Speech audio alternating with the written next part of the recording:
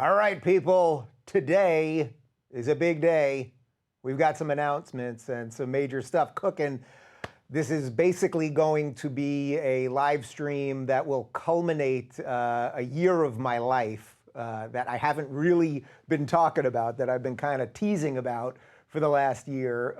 But on top of doing this show and touring and going to colleges and stand up and writing a book, somehow I managed to squeeze that in the last year or two. I also started a tech company. It was about a year ago right now, basically this very week, and I'll get to why it was this week. Started a tech company to solve as many of the problems that are humanly possible that we all know are sort of the biggest problems of the day. And I'm not talking about our political problems, and I'm not talking about our cultural problems and our social problems, except I'm talking about all of them at the exact same time. We all know there are massive problems with big tech. You are watching this on YouTube right now. I hope this went to your feed, but there's a good chance that it didn't go to your feed. We have something like 1.2 million subscribers, and I think we give YouTube a pretty professional show that could be on network television, right? I mean, we've built something here that's pretty spectacular, and we've got a great crew and a great studio and really expensive lights and all that good stuff. And we put out a weekly show, sometimes more than once a week, here on YouTube. But we have no access really to our own subscribers, our own fans. Now, we all know that the algorithms are manipulated in really weird ways. They can decide what videos to push to you in your recommended videos. It's just a cavalcade of problems related to how you actually get the content that creators are creating. And this is not just my problem. This is a problem for quite literally millions and millions of other creators. And by the way, it's not just YouTube that has these problems. Everyone knows at this point that Twitter shadow bans people, and you just go sometimes months without seeing people in your feed. I see it in my feed all the time. I get people messaging me every day, and I'm not talking about furries or anime avatars or eggs. I'm talking about real people who say, you know, I just never see you in Twitter anymore.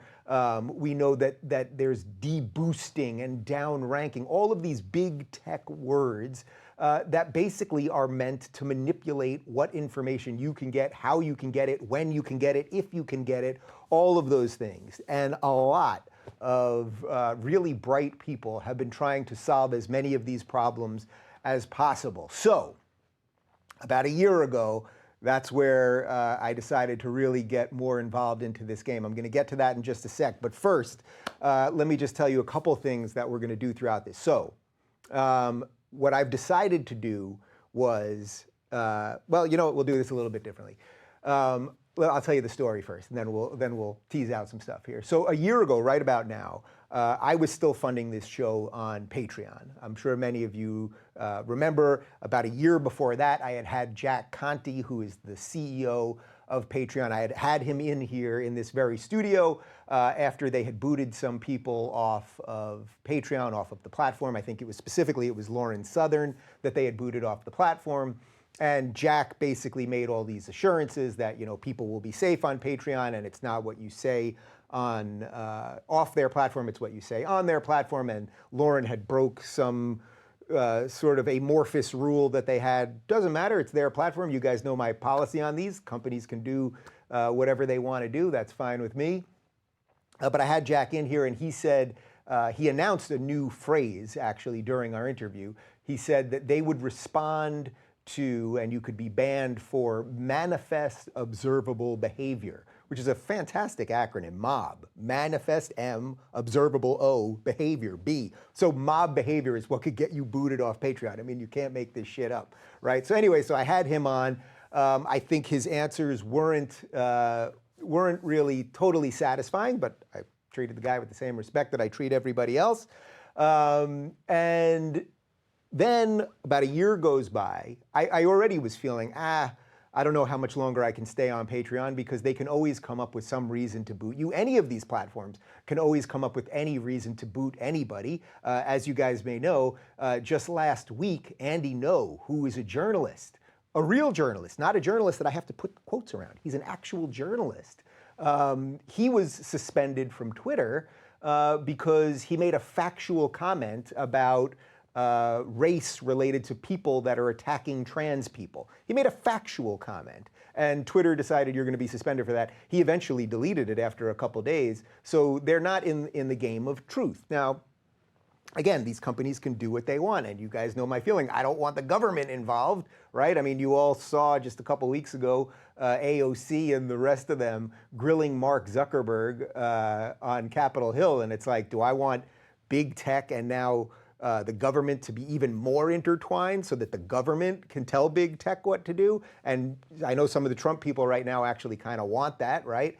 But it's like, well, Trump may not be president in a year or two, and then you've given over the power to Elizabeth Warren or Bernie Sanders or something. Anyway, we're still talking about a lot of high-level stuff here. So a year ago, you may remember this, Sargon of Akkad, Carl Benjamin, who I've had on this show, he was booted off Patreon because he said the N-word, although he was mocking the alt-right use of the N-word, but he said the N-word not on Patreon, which he was a patron, but he was a creator on Patreon. It wasn't on Patreon. It wasn't even on his YouTube channel that he was funding through Patreon. It was on some third channel. And again, he was using the word to basically mock the alt-right. He wasn't saying it as a pejorative. Shortly after, he was basically immediately booted from Patreon, and there was sort of no recourse. And then I'm sure many of you guys remember, over the next couple weeks, a few high-level people, myself, Jordan Peterson, Sam Harris, we all left Patreon and started funding on our own. And what I found was actually pretty amazing. And then this is where my decision to start a company, which I'm about to get to, all began. On January 15th of this current year, we officially closed my Patreon account. For weeks, I had been telling people, leave Patreon, join us at daverubin.com. We built out a great site so that we could just do the same fan funding that we were doing on Patreon. We actually went to a place where we were offering no rewards. So on Patreon, I was doing all these Google Hangouts, and we were sending people all this stuff, and it was becoming another job unto itself. And we then just created daverubin.com, and we allowed people to just donate whatever they wanted to do to help us keep the show independent and everything else. And we found that by not even giving rewards, just showing a little bravery, just kind of sticking up against big tech, against Patreon in this case, that our revenue actually jumped about 30%. So we were actually giving people less rewards in that we were giving them no rewards anymore. And our revenue jumped because people were like, oh, Dave and Jordan and Sam and a few other people, it's like, oh, you guys are doing something good and doing something brave in a really bizarre time. So as we decided to do that, I thought, this isn't enough.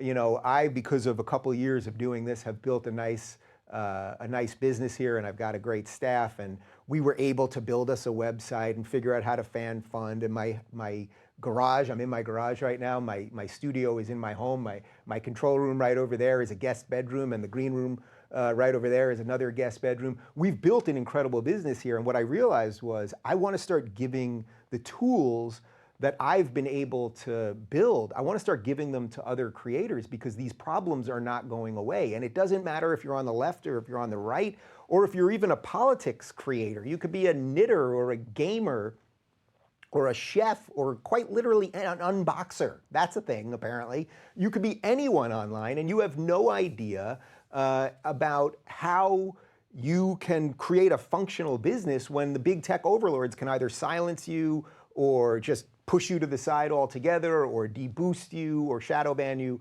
or the rest of it. Okay, so now I'm going to do the first call to action of the day. So what did I do? And I'll explain all about it in a little bit. Over the past it's been about 2 months, we have done a soft launch for the Rubin Report community app. And what I believe is, and it's consistent with everything else that I talk about on this show, is that the internet is about to flip, that we've done everything sort of top down, right? We have big tech companies telling everyone what to do and how to behave and all of those things all the time. And we have no recourse. You know, you get suspended, you don't know how to contact them. For years, I had no contact at YouTube, despite giving them a pretty damn good show, if I do say so myself. We finally do have a contact there now. But you have no recourse with these companies. They don't really care if you're there or you're not there. They want all your data and all of that stuff. And I thought, I want to give some of these tools back. So we created the Rubin Report app, which right now, by the way, I've never announced it until just now. We've had a small beta launch, and then we sent out an email to a couple people. You can now get the Rubin Report app in the App Store and in Google Play. There's also a desktop version of it if you go to rubinreport.com. And what I believe is that small communities are now going to be the future of the internet. That what we have to start doing is giving the power back to creators. It's like every time you sign on Twitter, or even you go on your feed in YouTube, however they've manipulated it. It's like all of these things are making us all crazy. You start hating people you liked, you're fighting with trolls and bots and all of these things. All of these people have a million burner fake accounts. You're seeing the blue check Twitterati are treated a certain way and can say certain things that other people can't say. We watch accounts get banned all the time as they kind of clear out the brush. So what I thought is what we need to do is that creators, again, whether they agree with me politically or not, whether they're in the political space or not, need to start being able to own all of their properties, own their video, be able to directly communicate with their fans, have their fans be able to communicate with each other, make sure you can have ad-free video and ad-free podcast, and you can communicate directly with me in this case, in my app, but with the whatever creator you're supporting. So we built the app. It's been about 2 months now. It's humming and hurring, and I'm very impressed with what we built here, and people have really been digging it. And here's part of it now, and then I'll get to the wider business proposition. It's subscription based. I actually think that part of the problem right now is that because everything is free online, you become the product. Your data, your information, you can make all these million fake accounts, all of these things. And it's funny, I'll see this on Twitter all the time. I'll watch really bright people, like well-known authors and lecturers and thinkers, people who I've had on the show who I totally respect. I'll watch them on Twitter and they're fighting with pink foxes. And they're fighting with Street Fighter characters on Twitter, anonymous ones. And what I think is we need a maturing of the internet. And I think that small gated communities that then figure out how to network with each other, and I'm going to get to that in a little bit, are going to be the future of the internet. It's not that Twitter won't exist. It's not that YouTube won't exist. It's not that Facebook won't exist. But I think people are going to have to show a little bit of skin in the game to start being involved in communities where there's actual mature conversation. And one of the things that we've built with this app, and I'm going to talk about locals.com, which is the company we started in just a sec, is that on YouTube right now, as I said, I have about 1.2 million subscribers. I have no way of communicating with these people because when we put a video out, for example, this live stream right now, we have no idea how many people that actually subscribe and click the bell and the whole thing. We have no idea how many people get this video. When we put up any video, any clip, any full episode, it doesn't go out to all of our people. We know that. It's going out to seemingly smaller and smaller amounts of people. So we wanted to create something where if you as a creator post something, not only do you own it, but it's actually going to go out to all of your subscribers. We're not going to manipulate algorithms. We're not going to deboost and downrank and shadow ban and the rest of it. And here's another beautiful thing. By having a subscription-based platform, you eliminate 99% of all of the evil that's online, because guess what? Trolls generally won't pay you to troll you, right? So if you go to rubinreport.com right now, on the desktop, you can sign up to be in our community and watch ad-free videos and listen to the ad-free podcast and communicate with me and with other fans and all sorts of stuff and check the feed, and you can post information and buy tickets to events and all of those things. Trolls generally won't pay you. But what I believe will happen is by forcing people to put a little bit of skin in the game, and you can pay whatever you want. It's $3 if you want to pay $3. It's $50 if you want to pay $50. If you want to support more, it's totally up to you. But by having a little bit of a skin in the game, we can start building communities that will be a little bit more mature than everything else that's happening everywhere else. And then what we're going to do is figure out ways to link these communities to each other so that all creators are in effect creating their own network. So, okay, so let me fast forward a little bit here. So as of today, right now, it is open as of this morning, we have started locals.com. This is a company that I created along with my business partner. We brought in 3 investors. We do not have any big tech money, no big tech money. I know some big tech people, but we don't have any of their money. That was I just went into Trump mode there for a second. We have 3 investors who are all fans. This is a beautiful thing. You know, over the last couple of years, I always talk to you guys about how I've met so many freaking incredible people who have offered to work for us, who have offered to volunteer for us, intern for us, who have offered to invest in things if the right thing ever came around. Well, 3 people actually did just that, and we got 3 investors who are fans of the show, who believe in solving problems outside of big tech and outside of government, right? I'm not asking the government to solve my problems, and I'm not asking big tech to solve my problems. I'm solving my problems myself, and that's what I thought, is if I can solve all of my problems as a creator, right? I am as independent as anyone that you could watch in this space, right? Not only do I do this show from home, but we're fan funded. We're totally free to make every decision, for good or bad. All the decisions ultimately fall on me. And what I wanted to do was give some of that ability to some other people. One of the days that this really hit me was about a year ago also, when Tucker Carlson walked into my garage, and he's about to do the show. We're like 5 minutes from going live. And he walks in, he opens the door, he sees the studio, and he goes, "Holy shit, man, you have done it right." And it's like, this guy is, I think, the highest paid person on cable news, and he walks into my garage and sees, wow, here's this guy that built it himself, he's free, and it's pretty damn good. So that's why we started locals.com, and here's what we're gonna do. What I want is we are gonna build subscription-based communities for all kinds of creators. Again, even if you hate me, if you're one of the people watching this and you hate me, and I'm sure you're out there, if you have any sort of fan base and you are creating anything worthwhile, we want to work with you. We want to work with you. You can jump on locals.com right now and sign up. We're going to be selecting creators. We already have a couple pretty big name people actually that have signed on already, who we're going to unveil over the next couple weeks and months. So here's another beautiful thing about your community. So when you create your community, and again, you can put video on there, ad-free video. We've got a beautiful video player and the ad-free podcast, and you can communicate with your fans and all of those things, and a great feed and all that.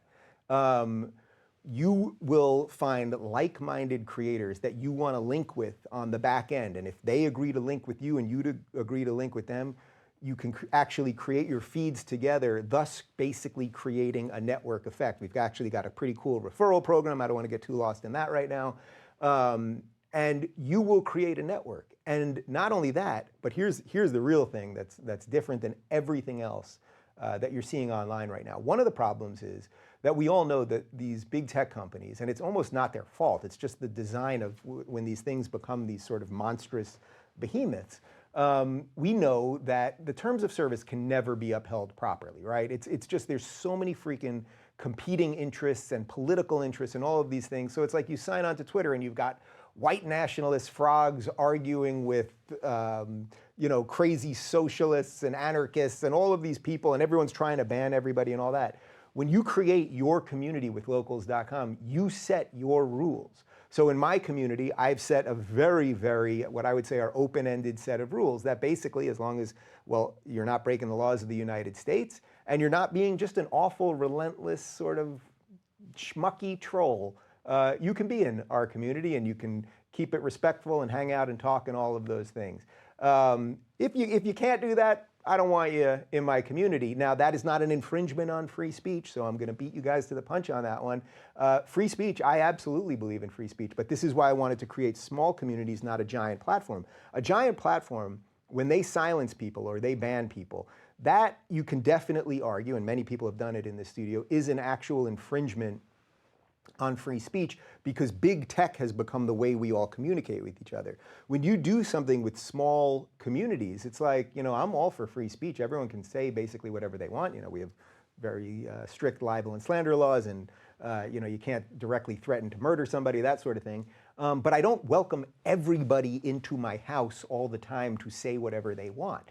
And what I want to do with locals.com, and this is what we've done with the Rubin Report community and with the app, is we are going to build communities where the creators can set whatever rules they want. So if some creators want very strict rules around speech and what can and can't be said and the type of people they want in there and all that, that'll be on them. And if some people will have a very liberal, open sense of what they want to do, that'll be on them. So again, I think that starting at the bottom down, building communities where the creators themselves are setting the rules. The creators can figure out who they want to network with. and with all of the ability to actually communicate with your audience without having to deal with algorithms and shadow banning and the rest of it, I think this is actually what the future of the internet will be. I think this will sort of be internet 3.0. I said 2.0 yesterday on Twitter, and a lot of people took me to task on that. But I really do think that the day of a gajillion burner accounts and anonymous accounts and all of that, you got to have a little skin in the game if you want to be part of sort of more mature conversations. And by the way, not only, I mentioned how our investors here are not only fans, but people that I've gotten to know over the last couple of years, the amount of other people that I'm now working with. Like, I think there's a way, we need community back. When you're on Twitter, do you feel like you're getting any sense of community? Do you feel better when you're on Twitter? Or do you feel worse? I'm guessing that when you sign on Twitter, you go, why am I doing this again? Yet we all keep doing it. When you go on Facebook, you end up looking at your feed and you start hating people that you're either related to or you're supposed to like, that are supposed to be your friends. We all walked into this. This is nobody's fault, by the way. I think there are, well, there is actually a lot of evidence that a lot of these companies design these things to keep us as addicted as possible. But also, you know, none of us had this thing 20 years ago, right? And now we're walking around with the world in our pocket, and we were handed over this awesome power. But, you know, with great power comes great responsibility. Thank you, Uncle Ben. And because of that, we've all walked into these things, and now we're sort of trapped in them. And I want to figure out what an off-ramp is, not only for creators, but for people that want to fix some of this, that don't want to be part of the endless destruction of everything. So here's what we're going to do. First off, right now, I'm going to do a Q&A, but we're only doing it for Rubin Report community members. So you can go on the Apple App Store right now or on Google Play, or you can go to rubinreport.com. You can subscribe for as little as $3. And I'm going to take questions from people. I'm happy to answer all of your questions about big tech, why we did this, literally anything that comes up, that is fine. And then I want to tell you a little bit more about sort of what we're building here and everything else. But locals.com, if you're a creator, if you are a creator, people, and I know you're out there, and you might be a progressive who hates me, you might be an unboxer or a video gamer. If you want direct access to your fans, there's no reason to be on Patreon. Why are you on a platform that could boot you at any moment that really doesn't offer you anything other than they make sure you get paid? Well, we're going to make sure you get paid every month. You will be paid every month. We take the exact same fee as Patreon.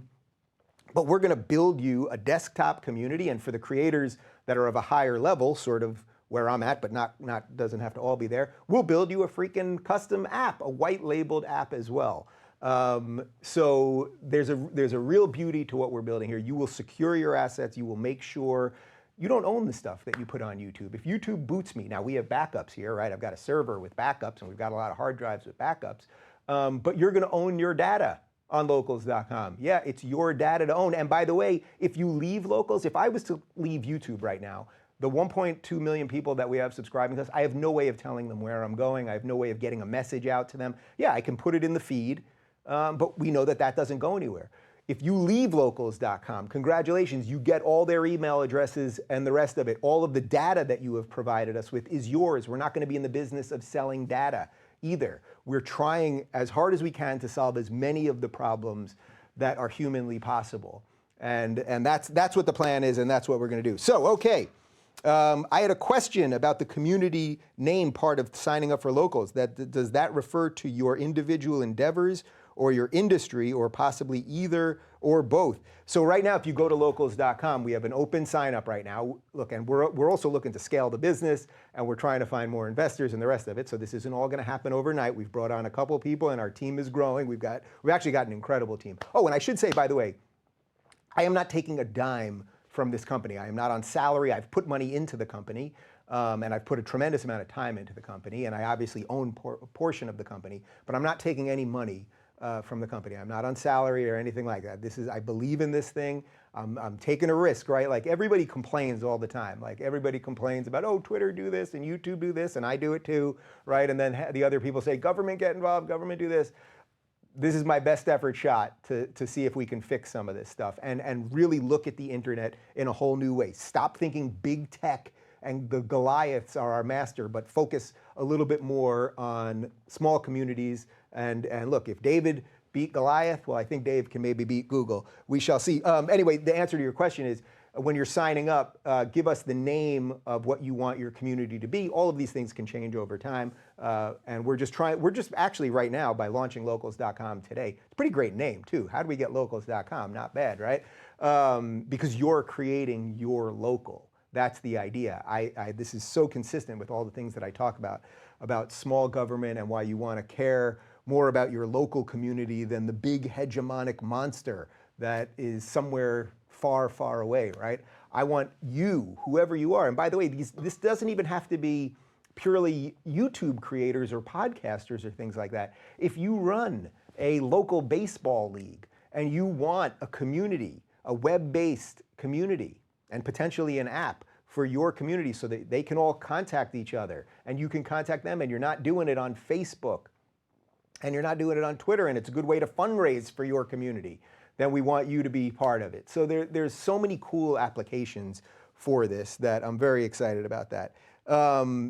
So also we should remember, most of the people that are going to do this, that are going to join us on locals.com, you're going to be established creators. So obviously we're not creating communities for, if you've got 2 people willing to pay you, well, we can't really go into business with you. But as I say to people all the time who are always telling me, Dave, I want to do what you do. I want to be a YouTuber. I want to be a podcaster. I want to get into the political space. It's like, keep building your stuff. And once you have enough people that are supporting you, that you have a worthwhile community, well then locals.com will build you your community. And again, remember how cool it is, the idea that you're going to set your rules. And then on the back end, so I don't want to announce, I'll announce at least one next week, but we've got some great creators on board already.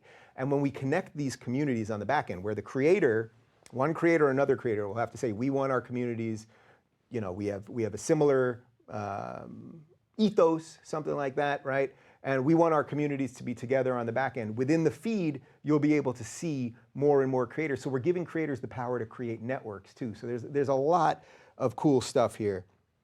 All right, let's see. The minimum monthly contribution from supporters won't go below $2. As a smaller content creator with a modest following, what if I'd like to make my content free in order to build a following? Will that be possible? So right now, with the way we're doing it at RubinReport.com, is our minimum is $3. I want people to have a little bit of skin in the game. It's not much. Many people do more than that because they just want to support.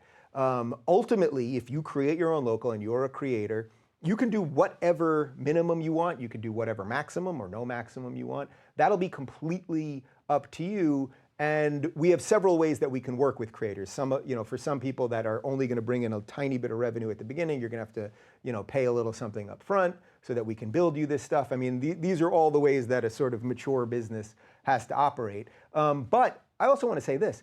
I'm leaving all of my everything that I've been doing on Twitter, on Facebook, on Instagram, on YouTube, the audio podcast, that's all going to be there. That's all going to be there. Now, the thing is, I don't own any of those properties, so I don't know when any of those things could be cut off. You don't know it either. Everyone's sitting there complaining about all of these things and watching, like, you know, the axe slowly drop on our necks. And the time basically is now to own some of this stuff back. So again, you will own everything. So it's a way of protecting a lot of your digital assets too. But what you want to charge, what your minimum is, what your maximum is, the rest of it is absolutely completely up to you.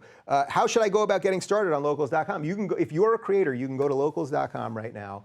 We have a couple of questions for you, and then over the next couple of weeks, our team will reach out to you. We're launching a couple people in the next few weeks, and we have to figure out how we can scale this thing properly, and we don't want to overpromise, right? Everybody overpromises all the time. But if you have a fan base, if you have some subscribers, if you're on Patreon right now and you're just sick of, they're not offering you anything, right? Like Patreon it's a big tech company that basically, there's no community there. Like, you post things and a couple people comment. What we're trying to do is, I truly, truly, truly believe that the next version of the internet is cleaning up the endless mess that we're all in all the time. We're all fighting all the time. You see something on Twitter from somebody that you didn't know halfway across the world who said something you didn't like, and then everyone's destroying each other.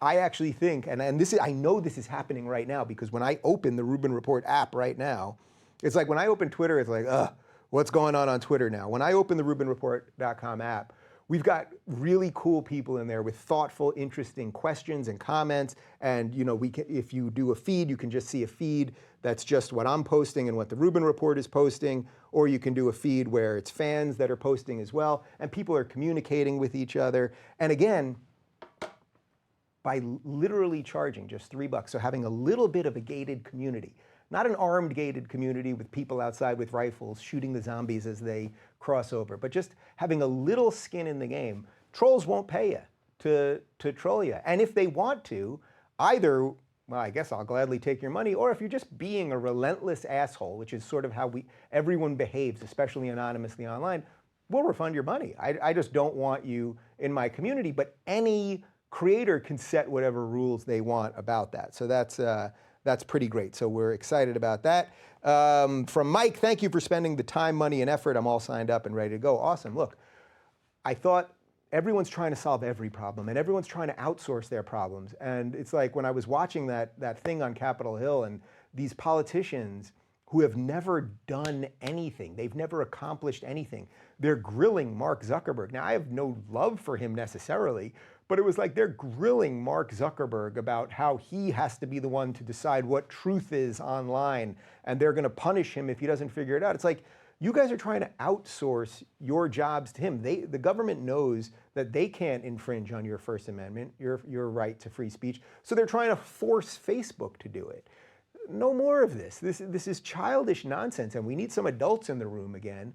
And I think there's a great opportunity here to start, while they're all fighting about all that nonsense, let's find good creators who are doing interesting things. Let's make sure that they can monetize properly, right? If you're a creator on YouTube right now and you're not doing any sort of subscription thing, you have no idea what your rev is. We look at our rev every month, and depending on whether YouTube decided to let us see the videos, let the audience see the videos or not, or what gets monetized or demonetized or whatever, our revenue's like this. Try to build a business like that. That's why when we started doing fan funding, which now we originally got on Patreon, gosh, that was in, I think, May of 2016, if I'm not mistaken. So we've been doing this for over 3 years. So I think I'm one of the people that have been sort of at the front end of what creators are trying to do. And as I said, because we built this and we're totally independent, I sort of think that I'm the right guy to help us get out of this mess. I want to give all of the tools that have helped me be independent. I want to give them to as many creators as possible. And I think that really is what the future of the internet is. That's what I'm excited about. Oh, you know what? Here's what we're gonna do. We got some new promo shots right here, okay? Professional promo shots, people. So for the first 100 people that sign up at RubinReport.com or download the app in the Apple App Store or in Google Play, I'm gonna sign one of these for you today, and we're gonna mail them out, and you have to do $10 or more, and you are gonna get a Dave Rubin signed promo shot from this live stream. There's the first one right there. Signing pictures. Signing pictures, kissing babies. It's like running for president, people. Okay, from Jonathan, Dave, what an awesome app this is. You should be very proud of your work. This is amazing. Cool. For those of you, so right now, by the way, if you go to the Apple App Store and you download the Rubin Report app, or if you go to Google Play and download it, you can download it for free, but you can't interact with any of the content. So if you're just going, what the fuck did Dave create here? Is this all nonsense and blah, blah, blah? Go look at the app. You won't be able to comment, you won't be able to communicate with other people or with me, but you will see we have a freaking slick video player. The ad-free podcast is in there. Ultimately, we don't have it yet, but we're working on it. We'll have it probably in just a matter of weeks. We're gonna have group chat, so I'll be able to just, if I'm sitting at the airport, I can just open up a group chat. You'll get a push notification on your phone, and dozens of people will be in there chatting. We're gonna have one-on-one messenger. As I said, you can buy tickets to events, all of these things. And there's no middleman. And this is what I wanted to create for everybody else that's a creator out there. No more middleman. If you've got some fans, if you've got some base of support, then we want you to have all of the technology, which we own all of it. We built all of this from scratch, from the bottom up. Nobody owns a piece of this thing besides us, okay? We wanted to give you guys all of the tools so you could communicate with your fans all the time. So if you're a YouTuber right now, think about it. You could be a massive YouTuber. Let's think about the biggest YouTuber of all, PewDiePie, right? So PewDiePie's got 400 billion subscribers or whatever it is. YouTube could shut him down today. He would have no ability to get to those people, right? Now, I'm not saying they are going to do it. I'm not saying that everyone in big tech is evil. I'm not even saying there's some mass conspiracy here. But shouldn't we as creators, whatever it is you're doing, again, even if you hate all of the things that I'm doing with this show, shouldn't creators be able to make sure that they can get in contact with the people that support them and do it outside of an old school email list? I mean, that people have been basically reduced to email lists and creating group chats on WhatsApp with their fans. Like that's not right, that's not cool, it's not good. So we want to give all of those tools back to you and have you set whatever rules you want in your community. You can do whatever you want. We're not trying to create some terms of service that is going to fit everybody all the time. We have a basic terms of service of you know, you can't put illegal things on there or snuff videos or things like that. But basically, you create whatever you want. Create whatever you want. And if you have fans that are willing to pay you for it, you can communicate with them however you want to. Okay, let's see. Hi, Dave. I'm producing a musical with a friend about one of the books on the Bible. We've been shut down twice and got reported many times now by trolls who don't like our show. My question is locals.com going to be our new house to sell tickets, merch, and connect with our audience? Yes, absolutely. We will build you a community. Go to rubinreport.com right now. Just sign in and create an account and sign in, and you can see the exact community that we will build for you. And we're going to add new features to it and live streaming and a whole bunch of other stuff.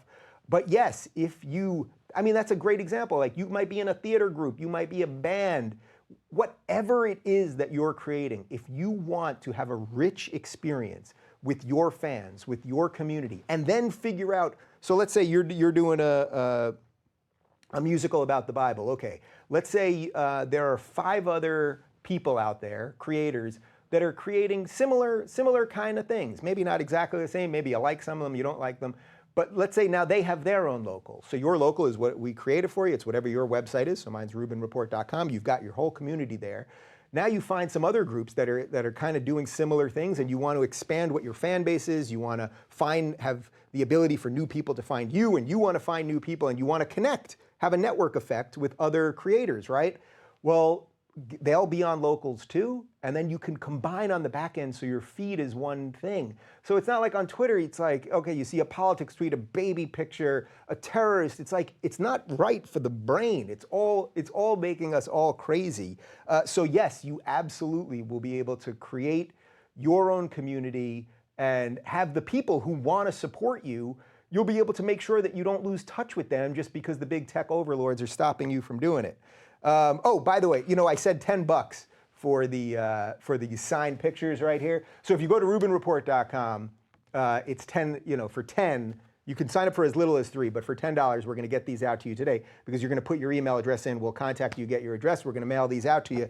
But on the app itself, just because of some rules with the Apple App Store, it's $9.99 to sign up there. So if you do sign up directly through the app, through the Apple App Store, it's $9.99. We will send you the signed picture right there. Okay, let's see.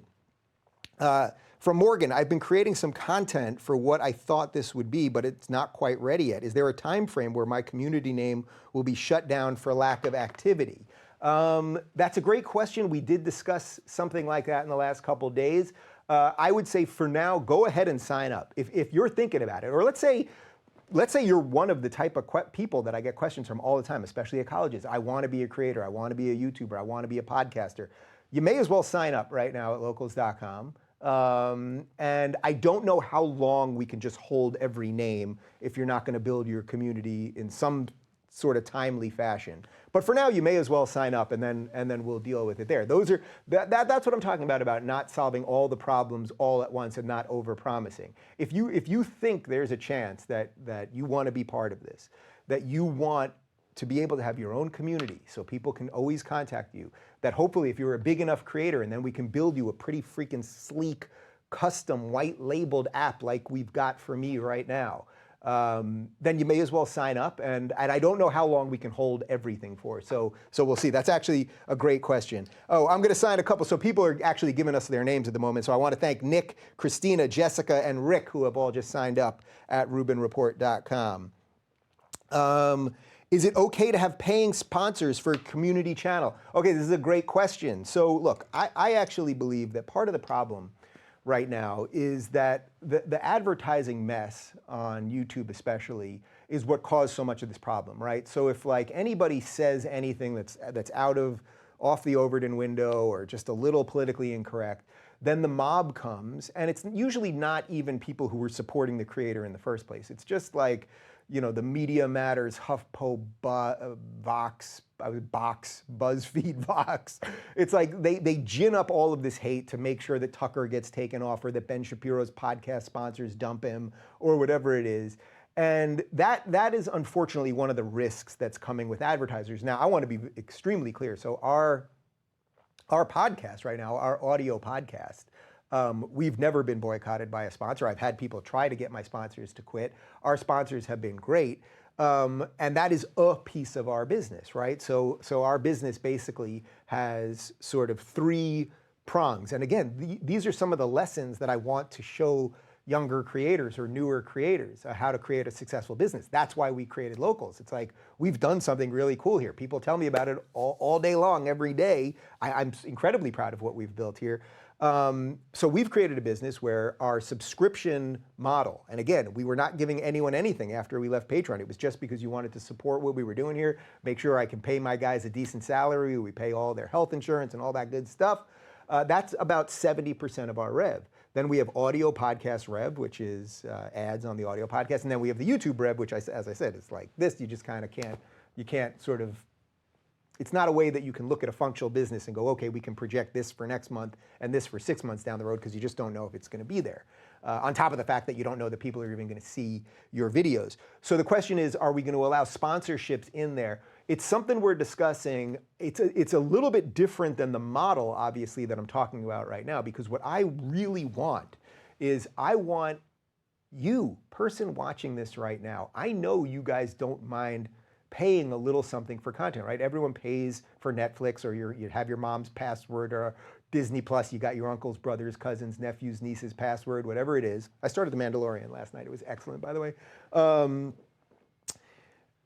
I believe that subscriptions are the future, because I think by you putting in just a couple bucks, if that's what you want to put in, or if you really love a creator and you want to put in more, you put in more. But by putting in a couple bucks, I think it will make people act a little bit more maturely, right? Like, part of the problem is that the reason that there are 1 million burner accounts and people can sign into 1,000 different accounts, and you can have anonymous people trolling people all day and just raising havoc. Like, everyone knows something's wrong right now. Something is wrong with our level of discourse. And a huge amount of it has to do with just that there's just all of these bad actors out there. I actually think through a couple bucks, and I can see this right now in our community, we've got great, thoughtful people in there. By the way, most of them have their real picture and their real name. How novel, right?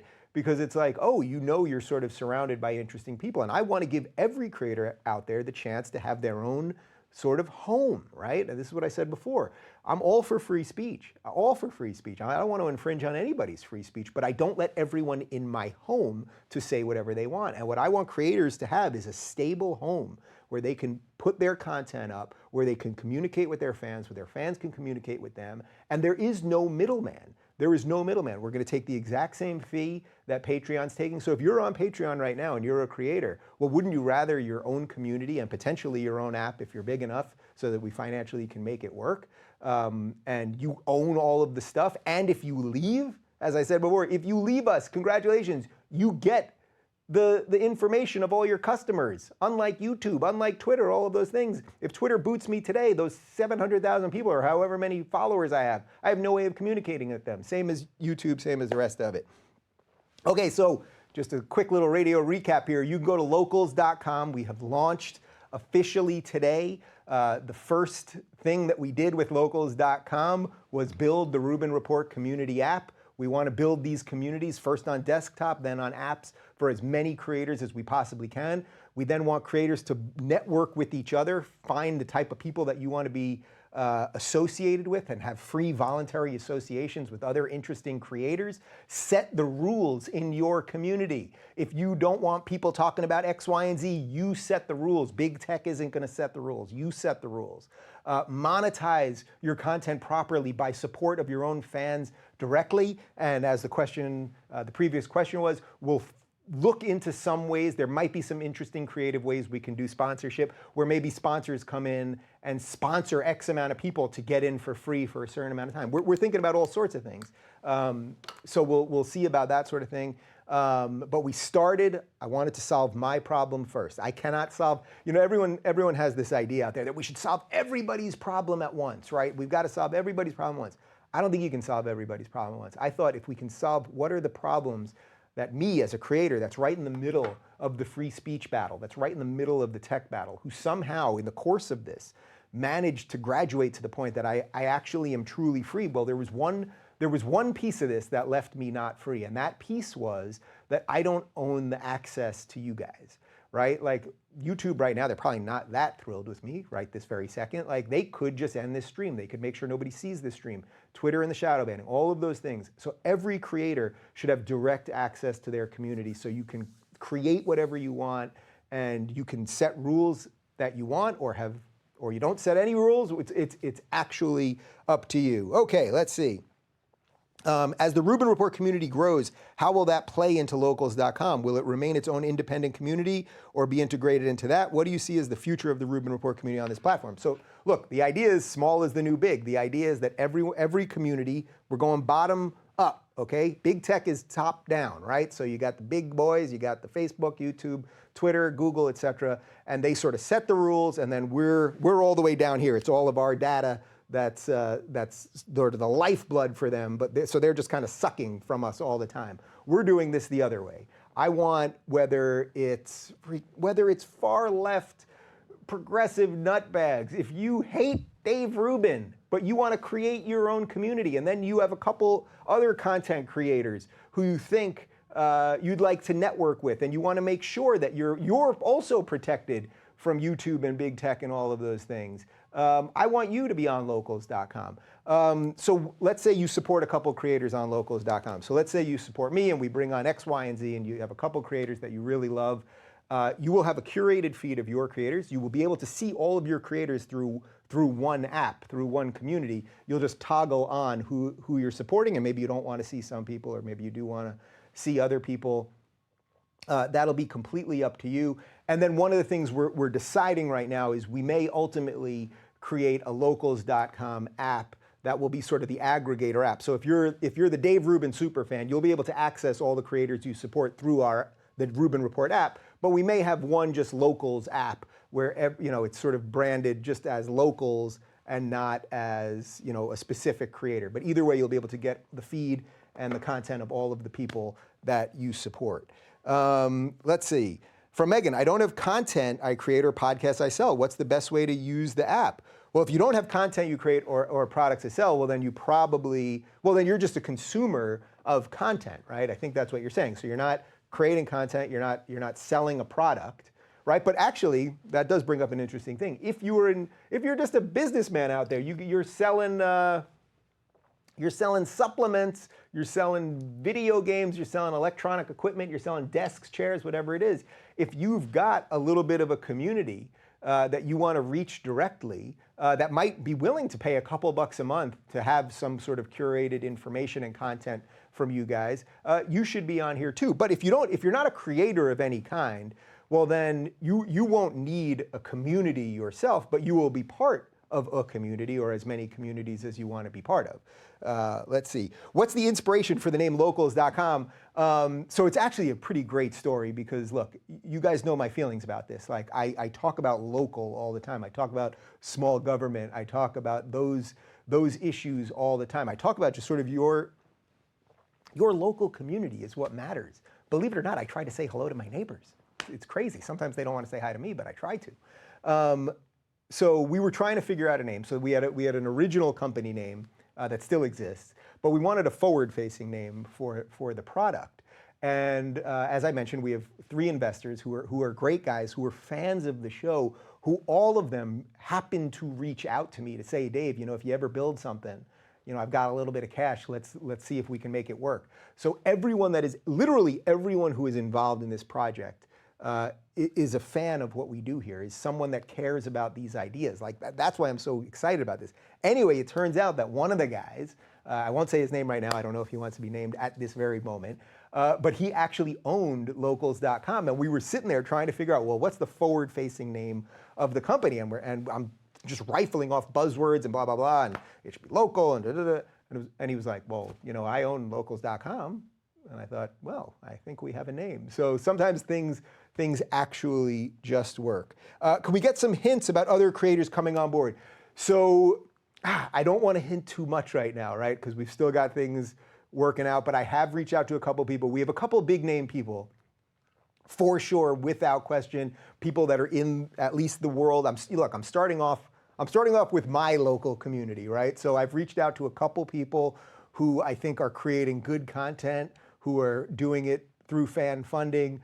Several of them are on Patreon, and it's, as I said before, it's like there's no need to be on Patreon anymore. Why be on Patreon knowing you could be booted any moment? They don't really offer you much of anything other than they're your payment processor. But we will be your payment processor, and you will have your own community, and you will own the data of your customers, and if you leave, you can keep that data, and we're not gonna sell your data, and a whole bunch of other stuff, and you're setting your rules, et cetera, et cetera. And when you put content up there, you know that your feed is not gonna be manipulated, right? You know that your fans, when they go on and hopefully, you've subscribed to a couple people that are on Locals, you've got a great curated feed of people that you're interested in that are creating great content. You know that the feed itself is not going to be manipulated because we're not manipulating the feed. The feed is actually going to be the way that the feed of Twitter was supposed to be, which is just chronological. It'll all be up there. And because we own all the technology, we're going to constantly be adding new features. So eventually, as I said, we're going to have live streaming, we're going to have group chat, a whole bunch of other stuff. We're testing out all sorts of stuff right now. We own 100% of this. We are not licensing any of this stuff. We own it, and we can curate it, and we can fine tune it for whatever you need as a creator. So some creators may want certain features that other creators don't want. We can build it for you. We can build it for you. So if you're curious as to what we have built so far, you can go to RubinReport.com, and for as little as $3, you can be part of the Rubin Report community, and you will see what we are going to build through Locals.com for all kinds of creators. It doesn't matter if you're in the politics space, the sports world, video game world, it does not matter. If you are creating anything worthwhile, whether that's video content, audio content, you've got a great product to sell, whatever it is, if you have any sort of community and you've got some people that want to support you and you want to make sure you can contact them, then this is how you can do it. Okay. Let's see. I signed up through the Google Play Store at the $9.99 price. Can I change my subscription amount later? I'm not creating anything, just looking to participate. Yes, you can do that. Yeah, you can do that, no problem. Not a problem at all. Let's see. You may have gone over this, but is everyone who signs up at Locals.com going to have a profile account on the site, or is it something you guys are going to roll out over time with waves of people? So right now, anyone that's signing up at Locals.com, and from what they're messaging me on here, we're getting a ton of signups. Anyone who signs up at Locals.com, we're going to have to do a little vetting, right? So that's why we ask you a couple questions about your community. Are you crowdfunded now, et cetera, et cetera? Because we obviously, if you've only got 3 people that are willing to pay you $3, it's, just realistically, we can't build you a website yet. However, we do have some ways where you could pay some stuff up front so that we can build you the community. And again, for the creators that are of the higher level, we're going to build you an awesome, custom, white-labeled app just like I have. And I think you're going to be pretty freaking impressed. If you haven't done it, go to the Apple App Store or Google Play right now and just check out the app. You don't even have to pay anything to download it. You can just look if you want. You won't be able to engage with the content, but you can see that we built something really, really cool here. So yeah, go ahead, sign up, and then we're gonna do some vetting, and we'll figure out if we're able to work with you. And again, I don't care what your political allegiance is. I really don't. Like, this is a business that is separate from the things that I talk about here. So it could be kind of funny. I'll end up building sort of secure digital enterprises and communities for people that probably dislike me. But that's okay. That's okay, at least from my end. Oh, I want to thank a whole bunch of people who have just signed up for at least $9.99, or for $9.99 on the app, or for $10 or more, you're going to get assigned. We just printed these babies. Dave Rubin headshot. There we go. Oh, not only that one.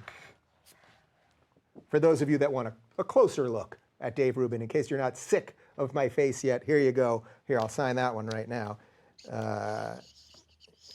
There we go. I'm going to sign that for the first name that I see here. Truitt.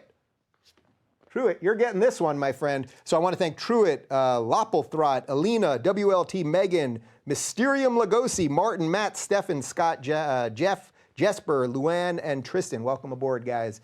And what we want you to do is once you're in the community, start posting things that you're interested in. Do you own a business? Let's get some fans to show up at your businesses. I mean, all of this came out of what the last 2 years of my life have been, which was touring with Jordan Peterson, where every city I went into, I would tweet that we're in the city, is anything interesting going on, or can I give away a couple tickets to the show tonight? And I would meet fans in every city and people that owned restaurants or owned coffee shops or a falafel place would take me out. And I thought there's got to be a way to connect these people with each other. I was at a restaurant once. I think this was in Seattle. I don't want to say the name of the restaurant, and I'll explain why. But the guy invited me, and he said, when he invited me, he said, but do me a favor, don't say that you're here, because I'll get a lot of hate for it. And I thought, man, this is so screwed up. The mob has so scared everybody that someone who appreciates what I do is inviting me to their restaurant, knowing that I've got a pretty big following, and if I just tweet it out, I'm going to show up at this restaurant, that they would get business. There is no doubt they would get business. But people are kind of afraid because of the way the mob operates with everything. And this was one of the reasons I thought if we could create small communities that people have to put some skin in the game, well, then I think people are going to start sharing stuff more. I've done this a couple of times. The last few times I've been in New York City, I've tweeted out that I'm going to be out in this area tonight, right, at like 10 o'clock. And then I usually say to people, you have to have a real picture and a real name on Twitter. And if you do, I'll DM you.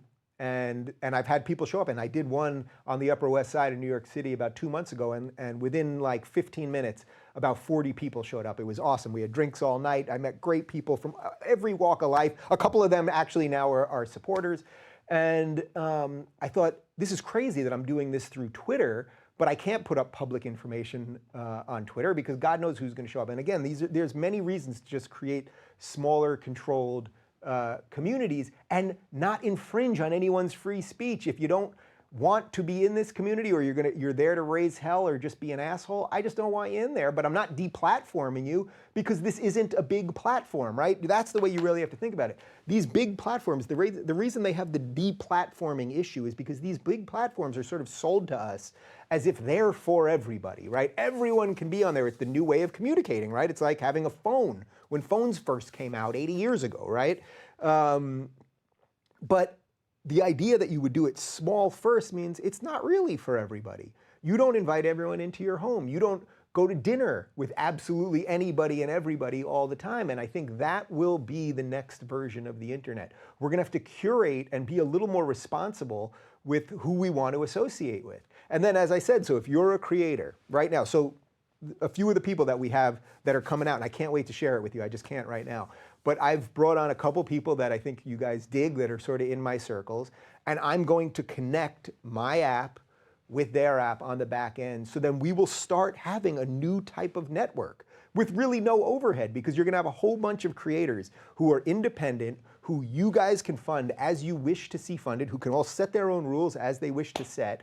And then we will have a network effect where we will actually be able to, I'll be able to push my fans to other people that I think are interesting, and hopefully they can do that to me. And I think that's now the future. The idea that we need big networks to get us all sort of, get a bunch of wrangle a whole bunch of cats together just doesn't really make sense to me. I think we can do voluntary associations with people we like. And if I connect on the back end with the creator and then it turns out that he murdered a family of 4 in 1982 in Wisconsin, well, then we just disassociate and that's it. I don't have to, if people want to keep funding him, I guess if the government hasn't come for him, if the police haven't come for him for murdering people, well, then so be it. But you'll be able to associate with who you want to associate with. We'll have eliminated most of the trolls. We'll actually make conversation a lot better. I'm very excited about how we can do it. Okay, let's see.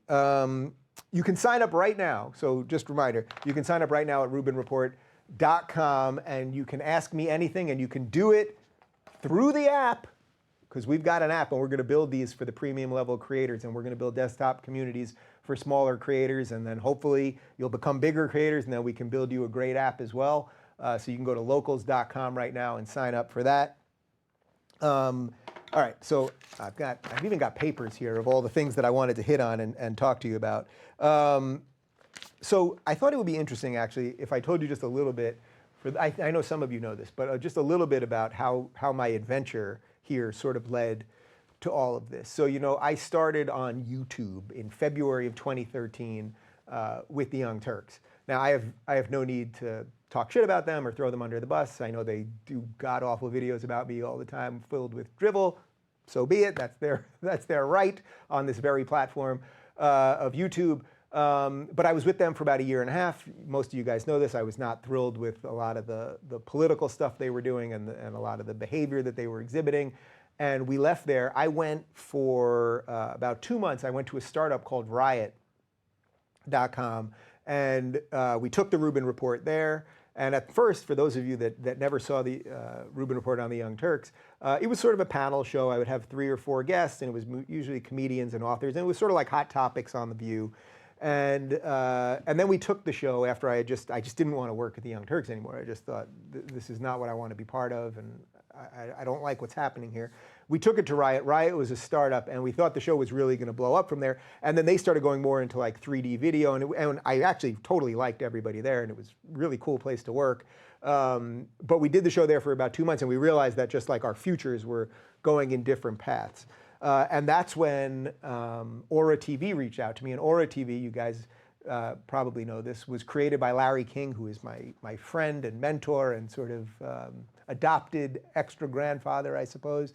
And Larry King brought me in to Aura TV to do a show, and they built us a great set and all that stuff. And we were going to just continue the Rubin Report the same way, with the same panel show and the whole thing. But the first episode, and I believe this was on September 9th of 2015, I had Sam Harris on, and it was the first time that I decided to do a one-on-one interview, because there was so much happening with Sam. He had been lied about by so many people, including my former colleagues. I saw the way the left was trying to destroy a good liberal who was just trying to talk about some difficult topics in an honest way.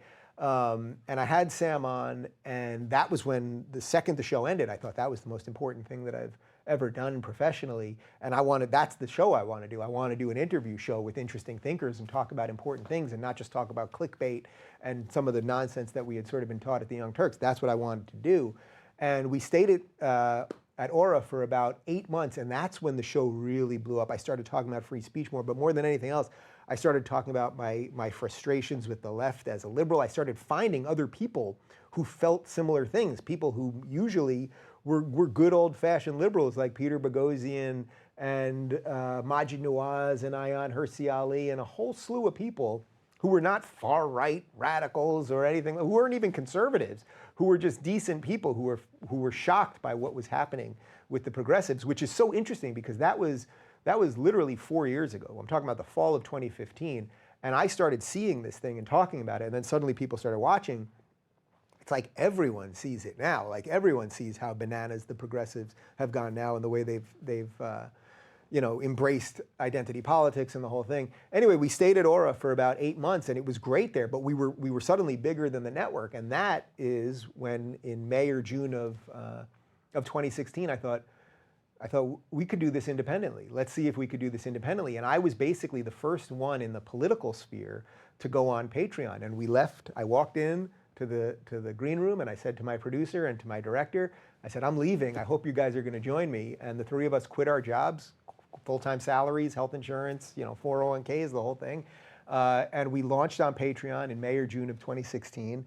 And the night before we launched, it was Sunday night, I remember I said to David and Amira, I was like, I may have seriously screwed us. Like, this was before people were really crowdfunding. Nobody really knew what Patreon was. There were some video gamers on there, but nobody really in the political world. I was like, I may have just absolutely fucked us. I have no idea what's going to happen. And we woke up the next morning, and within about an hour, I knew we were going to be okay. And then we went completely independent. we then, we rented a studio. Some of you may remember this. I don't know that I've actually ever said this publicly, but for about 6 months, we rented a studio which was actually owned here in Los Angeles by Roseanne Barr, who is a friend of mine, or is a friend of mine, and we rented a studio with her, and that was actually going great too. And then I realized, well, we're still not totally independent, right? Because I'm crowdfunding on an off website that I don't own, and I'm renting studio space. And then after about 6 months of that, or I don't even know if it was 6 months, maybe about 4 months of that, that's when I decided, all right, I want a home studio so that there is no more middleman. Real estate is not cheap here in LA. I had to take out 2 loans to do it, just for the down payment and everything else. But then we built this in November of 2016. And then it was just a short year later when all of this nonsense happened with Patreon, and we decided to build out DaveRubin.com and RubinReport.com and completely remove Patreon as the middleman. And now I have all of the tools to be totally free. And until today, basically, until we decided to start Locals.com and build our community, the one missing piece was we had no way of getting directly in touch with you. We were still, our way of getting our content out there, our way of communicating directly with you still had the big tech middleman.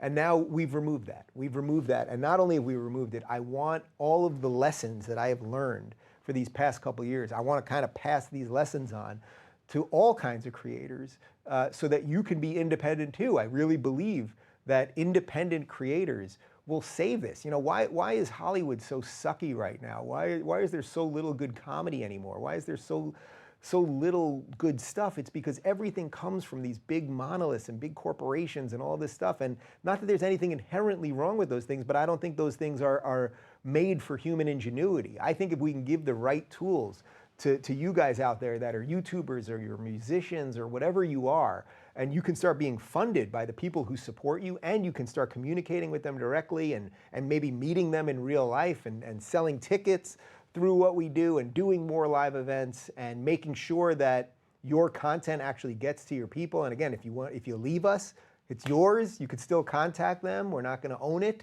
We're not going to exclusively own it to the point where you can't have it.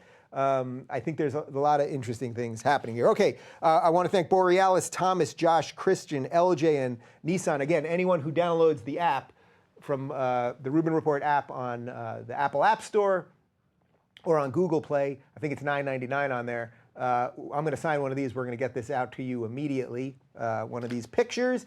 And just if you do it on RubinReport.com, it's just $3 or more if you do it there. There's just a difference in the way that Apple does charging than the website. Okay, let's see. What else do we get if we join the Rubin Report community is the ad-free podcast part of it. Yeah, so all of our clips are on there right now. Every new clip that we've put up in the last 3 months, and eventually we're going to work on putting up all of our archives on there.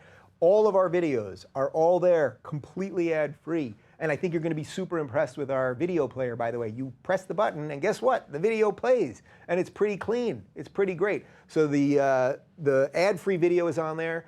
There's ad-free podcast on there. So I know, look, some of you guys just want to support, right? So there's a lot of people actually that support and don't want anything. They don't want to be part of a community, or they're more private, or they don't even care about ad-free podcasts. They don't mind listening to ads, any of those things.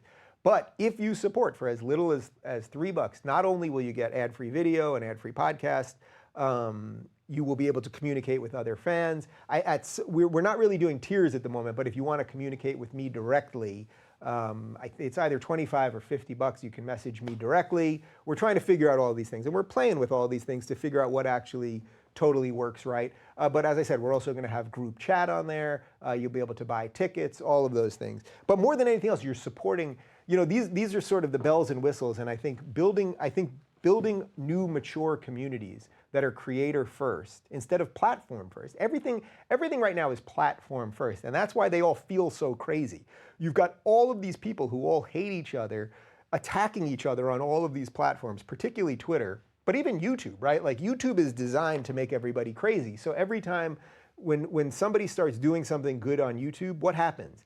A million lesser creators, not lesser creators, it's not exactly the right way to say it, but if you're doing something good on YouTube, what happens? People start doing all these videos about you because they know that if someone puts your name in the search bar because you're doing something good or something popular, well, they want to jack that, right? So they go out of their way to do videos to try to take you out. Like all of these games, these algorithmic games, these search games, these recommended games, I just don't want to play these games anymore. We're going to keep all of our stuff here. We're not going anywhere, right? I mean, maybe they'll kick me off after this, but we're not going anywhere.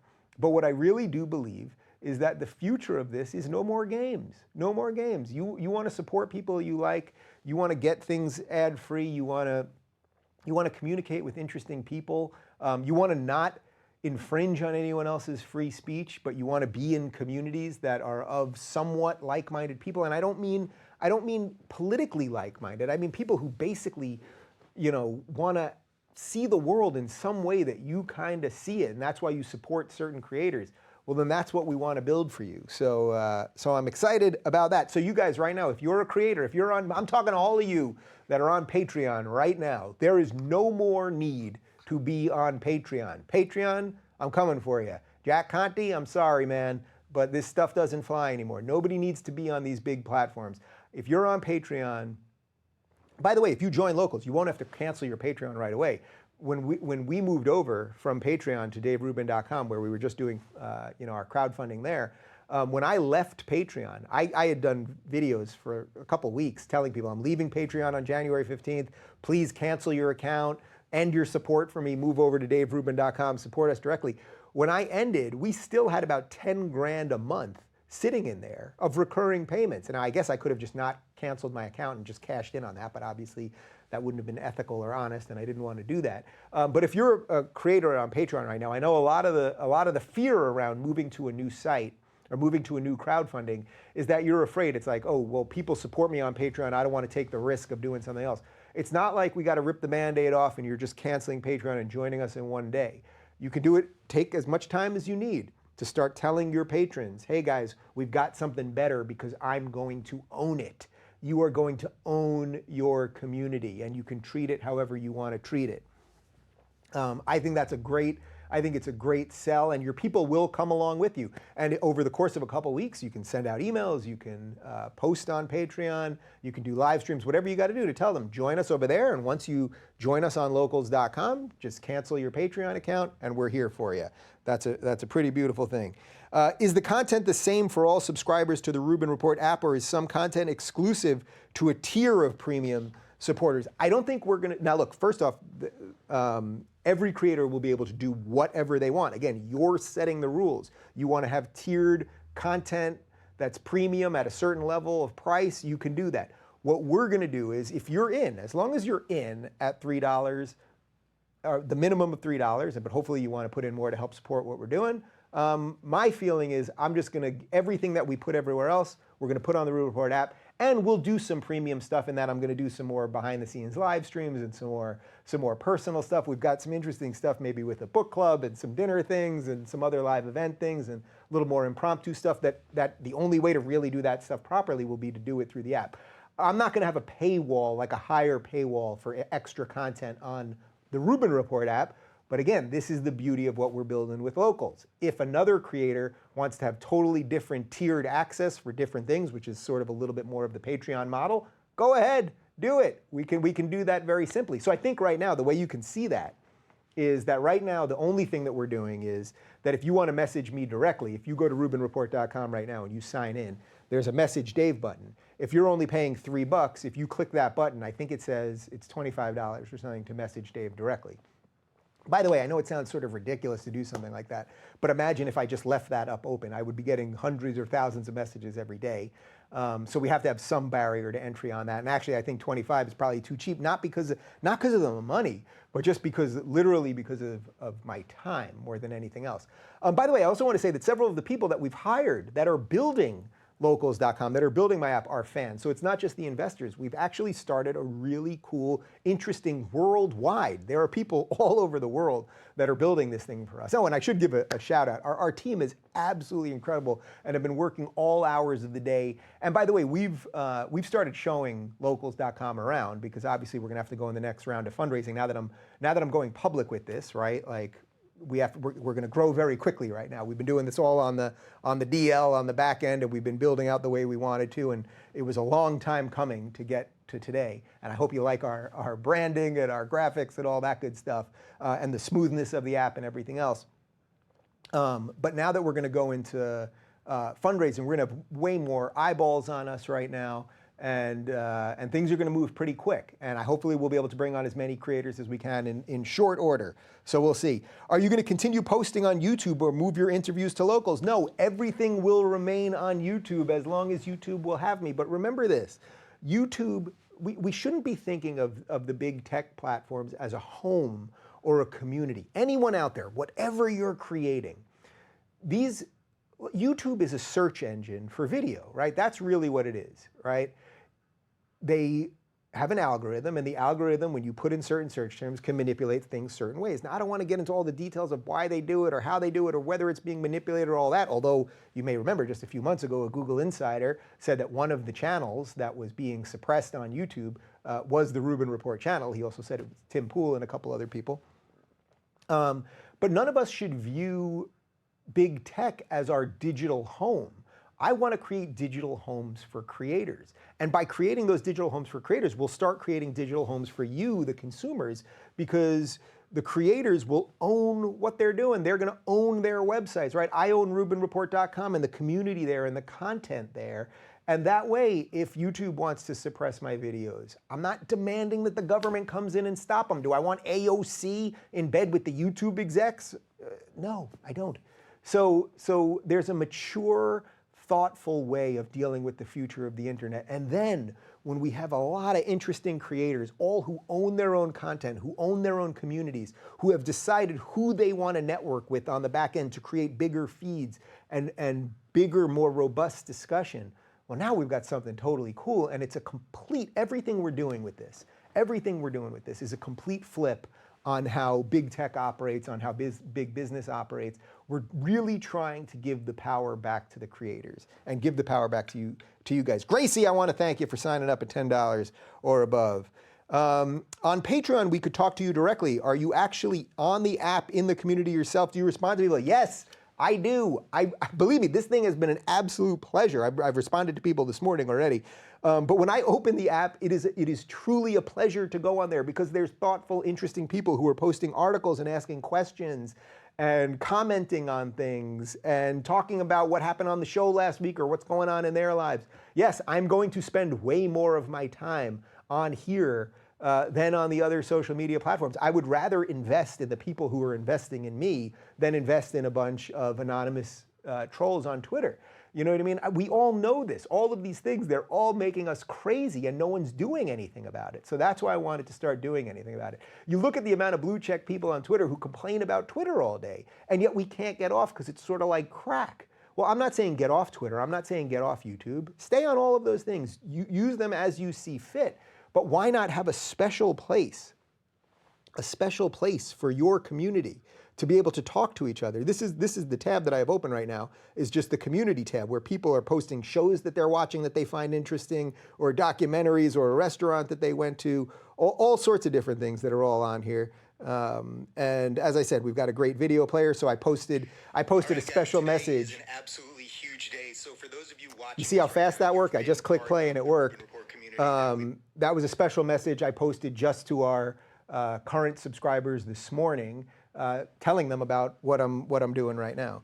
Okay, let's see. How is this different than Patreon? Great question, which I've hit a couple times. Patreon's a big tech platform. You don't own any of that stuff. You post your YouTube videos there. You post your ad-free podcast. All of the data, your customers' data, your supporters' data, all that. You don't own any of that. With locals, you're going to own it. You are going to own it. You are going to set your rules. Whatever rules you want for your community are not going to be the subjective, manifest, observable behavior, mob behavior that Jack Conte laid out to me for Patreon.com. You will set the rules for your community. You will own the content that you post there, and you will own the data so that if you want to leave us, if you just want to leave us, you're just like, you know what, this product's not working, or I don't like the app, or whatever it is, I'm building my own thing. Congratulations, you can walk with all that. You can't walk with any of your data from YouTube or Patreon or the rest of it. Again, I have 1.2 million subscribers on here. I can't reach these people because that's the system YouTube has set. So I've tried my best over the last couple of years to nudge YouTube in the right way. But I can't force YouTube to do anything, and I certainly don't want the government to force YouTube to do anything. So I thought, all right, let me take as much control as possible, and solve as many problems. That really was it more than anything else. I thought if I could solve most of my problems as an independent content creator, then I could solve most of the problems that most people have. And it's as simple as that. And look, if you're doing something that is illegal, well, then we're not going to have you on locals.com, obviously.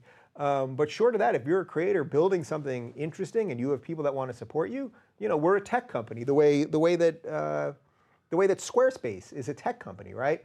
Squarespace isn't monitoring everybody that's on Squarespace all the time. You do whatever you want when you build your website.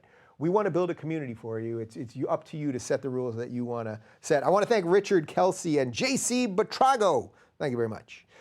Related question to communities versus individual creators. I've been brainstorming a virtual art production house where artists don't necessarily all promote themselves, but organize through a virtual guild to promote their collective arts. Any insight into how a single user can manage the local interface as an administrator? Yeah, I mean, I love that idea. So what you do is you try to get, let's say you're in an artist community right now. This is a great example of how to use a local and how we can build you something really cool.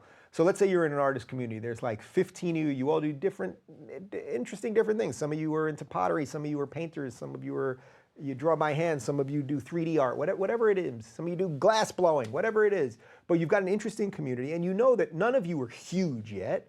Right? None of you are absolutely huge where you could own your own website where people would want to pay in to see your stuff. Like there's just not, you haven't hit that critical mass point, right? We've all been there. All of you creators watching this right now, like, trust me, I've been there. We've all been there. Well, what you could do is you could all decide, well, we're going to create a local together. And if we can sort of join forces enough to have enough people start supporting us. So let's say we've all got 10 super fans that love us, but that's not really enough reason to have a community. Well, now if we've got 12 of us and we all have 10 super fans, now we have 120 people who all want to pay, $5 a month, and that turns into, something like $600 a month total. We want to build a community, and then we want to start inviting more people to be in this community. So there's all sorts of interesting ways that these can work as collectives in the right sense of collectivism.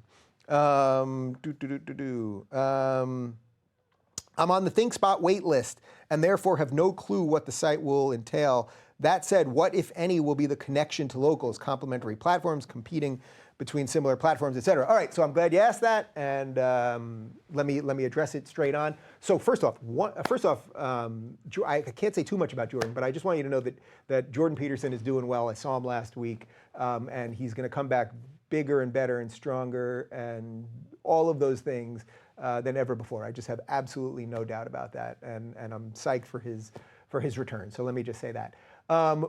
Jordan also knew all along, back in January when Jordan and I left Patreon, the idea of ThinkSpot came up.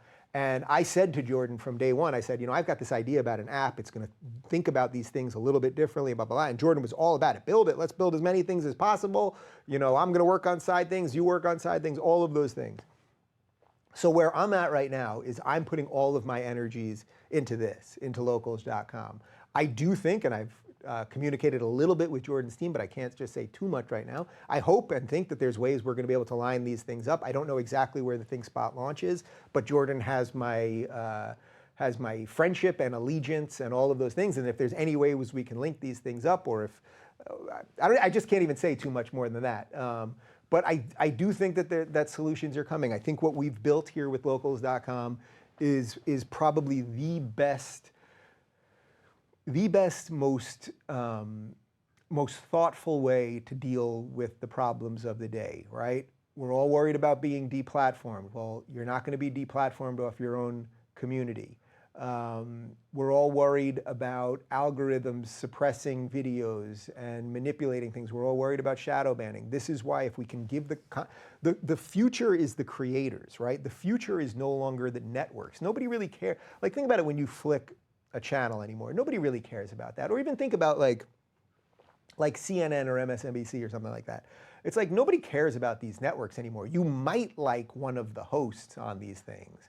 But the chair, it used to be that the chair had a certain amount of value, meaning like if you had the 11:30 chair on NBC in 1987, that was the Johnny Carson Tonight Show, and a certain amount of people were going to watch that, whether Johnny was the host or eventually whether it was Jay Leno or whoever it was, meaning that the chair itself was on at a certain time, and that was going to bring you a certain amount of viewers.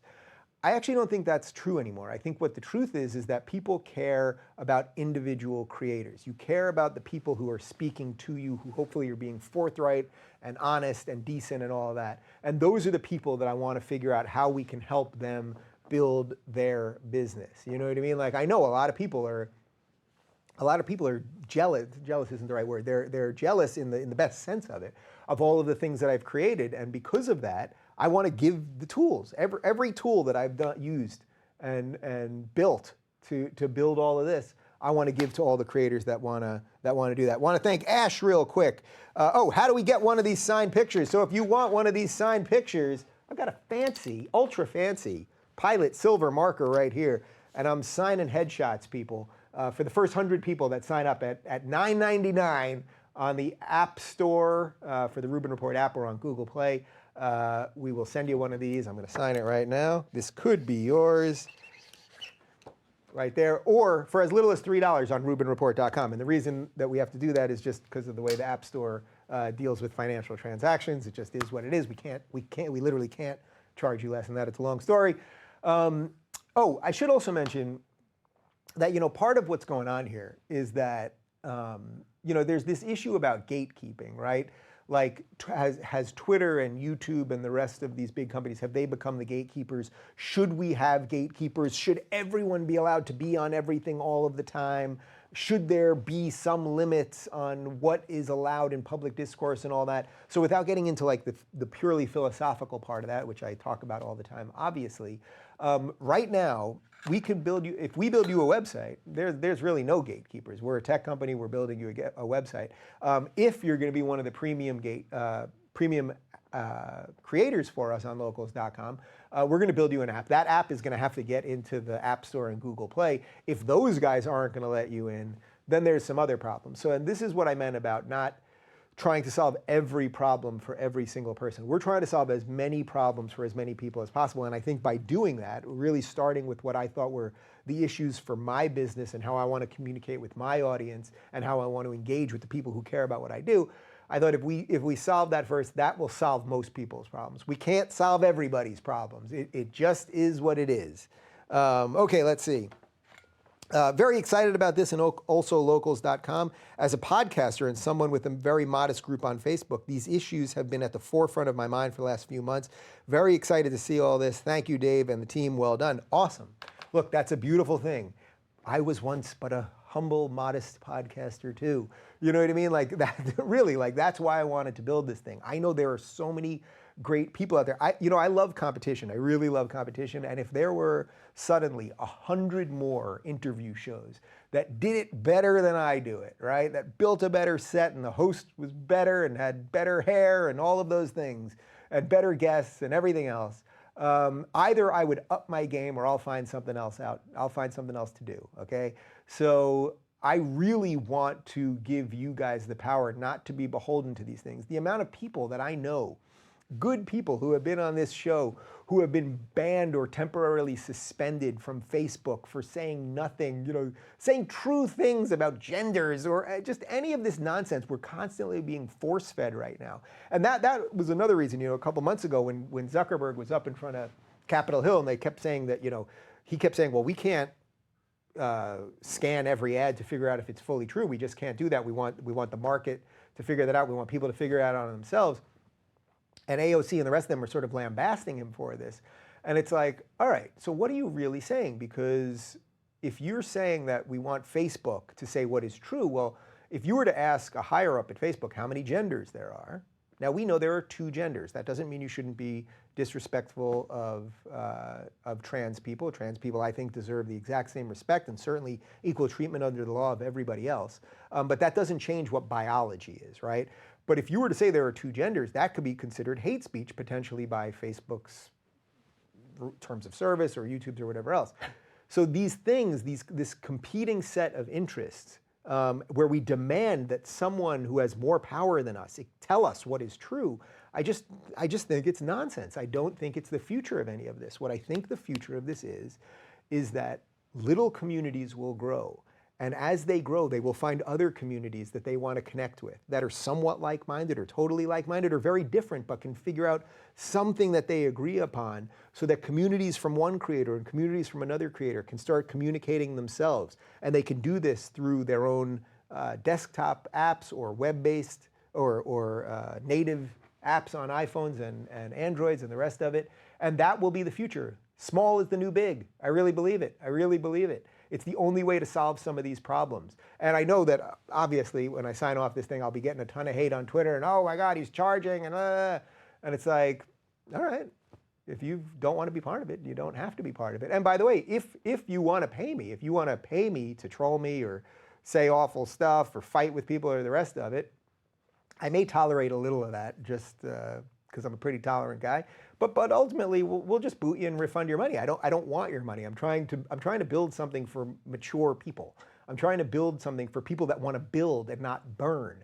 Everybody wants to burn everything down these days, right? That seems to be the theme almost everywhere.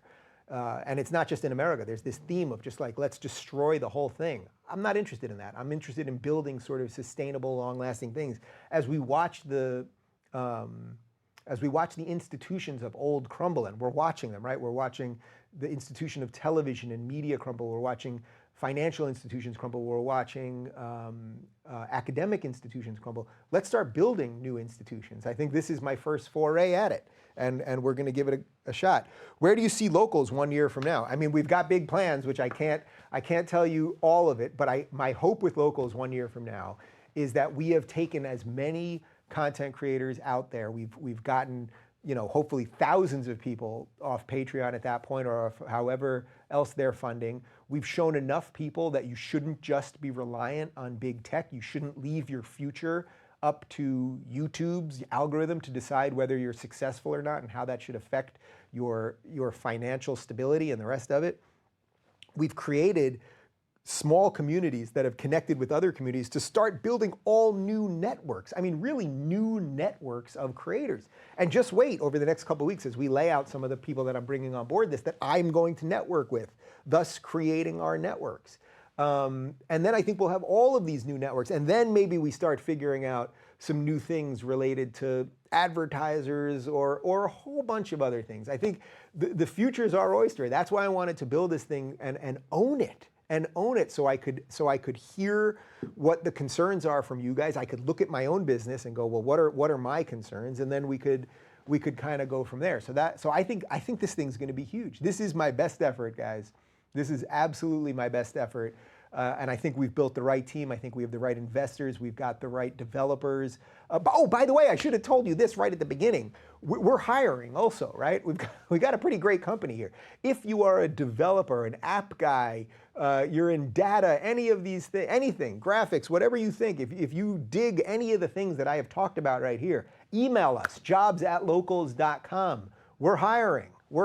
So email us at jobs@locals.com. And let's figure, I mean, this is what community is all about, right? If you dig what I'm talking about, wouldn't it be cool to help us build something that could be Internet 3.0, that could be the future of all this stuff? I think that would be pretty freaking awesome. And I'm seriously excited about it. We're also looking for investors. So you can email us, just email contact@rubinreport.com. Look, I've got friends in big tech and I've talked to some people and there might be some interesting plays with that. But I love that we've built this so far with just a couple individuals who are taking a chance, and who are mission aligned and believe in what we're doing. So I'm excited about that. If Locals creates an app for me, will I have community building and tech support from anyone? Okay, so one of the other things is we're going to help you guys on the back end. One of the things that I hear all the time is that all these creators, you get on Patreon, you start getting success, and then what happens is doing all of the things to communicate with your fans and to do all the rewards and to moderate content if that's what you want to do. All of these things become other jobs, and then before you know it, you're succeeding, except your ability to create is actually diminishing because you're doing all the business stuff that you don't want to do. So yes, we want to be the business behind you. We want to be the business behind you. We want to help you manage your subscribers, communicate with people, newsletters, all of those things. Basically, if you're a creator, we want to give you the tools to create, and we'll handle as much of the rest of the stuff as possible. So it starts with, we'll build you a desktop community, and if you're at a level enough where it financially makes sense, we're going to build you a native white labeled app. It's pretty awesome, I assure you. And then we go from there. And we're going to help you be able to focus on what you want to focus on, which usually is just creating content and not having to deal with all the stuff on the back end. By the way, as I said, because you're setting your own rules in your community, if you want more moderation in the comments. So let's say you have a totally, your policy is, I don't want people talking about this or that. I don't want people promoting themselves or blah, blah, blah. Well, we'll handle some of that moderation. But again, it will be up to you and your community. So this isn't a platform-wide thing. The day of platform-wide rules that apply to everybody seems very silly and archaic to me. So that's what we're going to do. Is there a space for small local businesses? I create custom wooden baseball bats for all levels of play and ages. My intention is to be and stay local, which means I would remain relatively small, but I would love to support and be a part of this. So I love that. So that's really the next part of this that I really want to figure out and we've been talking about. A lot of what I'm framing here is for content creators, right? Like it's for people that create video and audio podcasts and the rest of it. But I mentioned before, it's funny you say baseball bats, because I have a friend who runs a baseball league back east, and he's got, a couple hundred families that are really engaged in local baseball. And it's like they also want to support the local team and local communities. So I think we're going to start working with him where everyone just puts in a couple bucks a month. That money then can be used to clean up the fields or buy uniforms or whatever it is. We will help manage the community, and you can use this platform for whatever you want. So yeah, I want businesses on there. So for someone like you, let's say you're creating great wooden baseball bats, you want to stay local in your community. What you have to figure out is, why would, say, a fan of what you do give you a couple bucks a month so it's worth having your own community? And then are there other like-minded communities that you want to connect with that are maybe in the baseball world or the sports world or the woodworking world or whatever it is that you can connect with, so you guys can all sort of network together? And a little bit of this is going to be a learning process. And I hope that if you join us on here and it's worthwhile for you, and let's say you've got a couple hundred or 1,000 people who really dig what you do and they want to just help support your business with a couple bucks a month and then start engaging a little bit more on there, that then the answers will start presenting themselves. I'm a big believer that if you build it, they will come. So we'll figure out as much of this stuff as possible. Okay, people, I'm going to do a little radio reset here. What have I been babbling about for the last hour and a half? Look, we all know about big tech problems. We know about shadow banning. We know about algorithmic manipulation. We know about deboosting and deplatforming. Well, everybody's been complaining about it, and everybody's demanding the government do it, or that Twitter start behaving better than they will, or any of those things. You've watched Jack Dorsey on Rogan and gave us no answers. I've had Jack Conte from Twitter, from Patreon on here. Apparently it's a Jack thing to run one of these companies. I thought over the last year there has to be a better way to do this. And my feeling was, small is the new big, that actually having people put a little skin in the game, pay a couple bucks a month to support creators that they want to, just the way you buy in, you pay a couple bucks a month for Netflix or for Disney Plus or for Hulu or whatever else you do. The day of the bundled package where your parents probably were paying 120 bucks a month to have a gajillion channels that they don't watch is over. Cancel cable and start paying for people and projects that you actually like and want to support. And if we can start creating small local networks who can network with other people, that is the future of the bottom-up internet. That is the future of, that is Internet 3.0. That's the way we get the power back to the creators. That's the way we make sure that we're fighting the machines properly, right? Like, think about it in a Terminator sense. Skynet is on right now, right? The machines are coming, the algorithms are coming, the way they can manipulate us and search results and all those things, it's all here. It's all here. So the only way, I wasn't going to demand the government fix my problem, as if the government, which, you look at a government website, it looks like Prodigy in 92, as if the government was going to solve big tech issues. I just don't believe it. So what do I think is actually possible? Well, what I think is possible is exactly what we created here. We can build you a great community website where your fans can connect with you, where you can monetize, where you can have video and audio and chat, and we're going to eventually have live streaming and group chat and a whole bunch of other things, and then you'll associate with other creators you want to, thus creating a network effect. We'll think of networks in a new way. Instead of thinking about big networks with huge overhead and all of those things, independent content creators will start having their own networks. I think, as I said before, I think it solves as many of the big tech problems as can possibly be solved. I don't think the answer is just creating another free site that says we will respect free speech more than the next guy. Plenty of people have tried that, by the way, and what happens is only a certain set of people go there, then mainstream media tries to destroy them, and then they can't get to scalability. So I just didn't want to do that. This is every single thing that we've laid out here with locals.com is completely consistent with all of the ideas that I believe in and try to talk about on this show.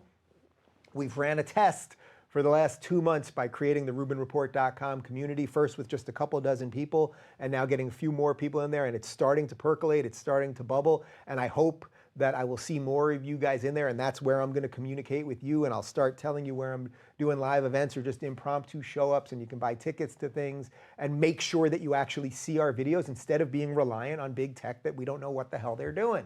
I just believe it can be done, and as I said before, if David could beat Goliath, then maybe Dave could beat Google. We shall see. I want to thank Memes, James, David, Michael, and okay. I think we're gonna stop in just a little bit. So wait, so I got 100. I got papers here. I got pictures here. All sorts of things. So for the last few people that want to sign up while we're doing this live stream, I will sign one of these bad boys for you. So if you go to the iTunes App Store or the Apple App Store, or you go to Google Play, $9.99 a month to sign up for the Rubin Report app. The app itself is free, but if you want to engage in the content in any sort of meaningful way, you got to pay. I really believe that is the future of the new internet.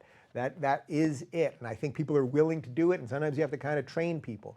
We're gonna have better, more mature, gated communities, not because we're infringing on anyone's rights, but because we want to protect people's rights, and we want to sort of protect people's ability to share things without fear of being destroyed and mobbed and taken out by anonymous accounts and bots. So if you're a hater, if you're one of the premier Dave Rubin haters, you could try to sign up right now. You could try to sign up right now and jump in there and hate me all you want. I'll either take your money, and then you have to grapple with that and grow this show and all of the ideas that I'm talking about even bigger, or we're just going to boot you. And that's not deplatforming you because it's not a worldwide platform, right?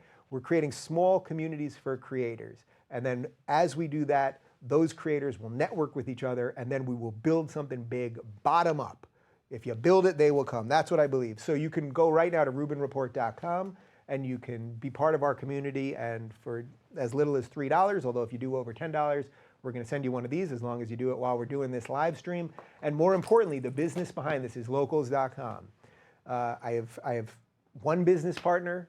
I have 3 investors. I am taking no salary from this thing. I obviously own a portion of it, and we hope it will be far bigger than anything else I've done. I really think there's a chance, but this is my best effort to solve as many of the problems as possible with the internet, and hopefully give the power back to you guys. Nobody's doing anything, right? Like, everyone's complaining about everything. Everyone's asked, can't somebody else do it? You ever see that episode of The Simpsons where everyone in Springfield wants, can't somebody else do it? But you're somebody else.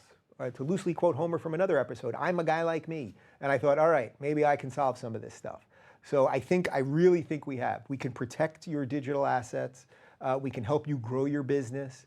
We can help you communicate with your fans. We can make sure that if you have a support base, that they're going to actually see your content and it's not going to be manipulated in any way. We're going to make sure that we're not selling your data. And if you leave, by the way, if you leave locals.com, we're going to delete all your info. We'll keep your screen name so that in case you want to come back. But beyond that, we're deleting all the stuff. We're never going to be in the business of selling data. And if you, as a creator, leave Locals, congratulations. You can keep all of your supporters' email addresses and the rest of it, so you can contact them right now. I mean, really think about it. Think about it right now. I give one of the most professional shows there is on YouTube out of the hundreds of thousands or millions of channels that there are. It's got to be millions at this point on YouTube. I give them one of the most professional shows there are. For 4+ years, I didn't even have a contact at YouTube. Now I do have a contact. She seems actually quite lovely. I think she's coming here tomorrow for lunch. But I have no way of communicating with my audience here on YouTube. Only a certain set amount of people got to see this live stream right now. And once the live stream's over and we post the video, only a certain set amount of people will get it. They make sure that your videos don't get out to all of your people, even the people who want to see your videos, who subscribe to your videos. And then they do all sorts of things related to recommended videos where they push you away from certain channels and push you towards certain channels. I tried to fight that as much as I could, and I suppose at a certain level they're certainly within their right to do it, but I thought there's got to be a better way to do this. And I think we can do something really cool, and I'm excited about it. So if you're a creator, guys, go to locals.com. This is just the beginning. Sign up. Tell us how many people you've got supporting you, what you're trying to build. We'll be reaching out to people over the next couple weeks. We've already got a couple very cool creators who I know most of you guys know that are going to be on board this thing, and I'll be networking with them and seeing what we can build out of that. So I'm super psyched about that. But if you're a creator, go to locals.com. Tell us a little bit about yourself. Let's see if we can give you as many of the tools that I've built here so that you can be as free as possible, because you will own your community. That is completely different than anything that's happening elsewhere. And I'm very excited about that. I want to thank Louisa real quick, and one more time, RubinReport.com if you want to be part of our community, and locals.com if you want to be part of your community. Obviously, this is just the beginning. If you want to work for us, if you've got any tech experience, graphic designers, developers, architects, whatever it is, jobs at locals.com. And if you're interested in investing, and again, I'm not taking any salary from this thing. If you're interested in investing, you can email us at contact@rubinreport.com. It's my best effort to try to do something. I think it's going to work. I really believe it's going to work. I wouldn't have done it if I didn't think so otherwise. Everyone that we have shown this to, and we've gone into some pretty influential big businesses over the last couple of weeks, and we've had to sign a lot of NDAs to make sure people aren't leaking it and the rest of it. We have blown away people. We have blown away people with what we've built here.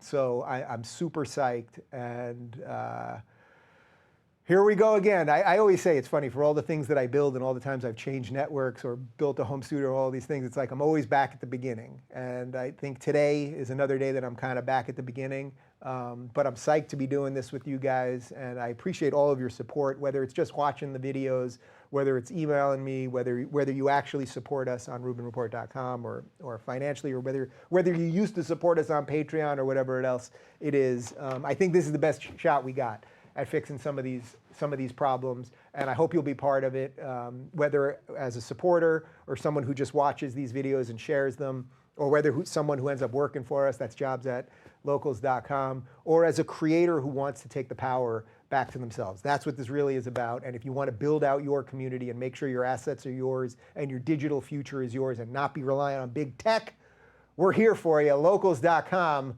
I'm Dave Rubin of the Rubin Report, signing out.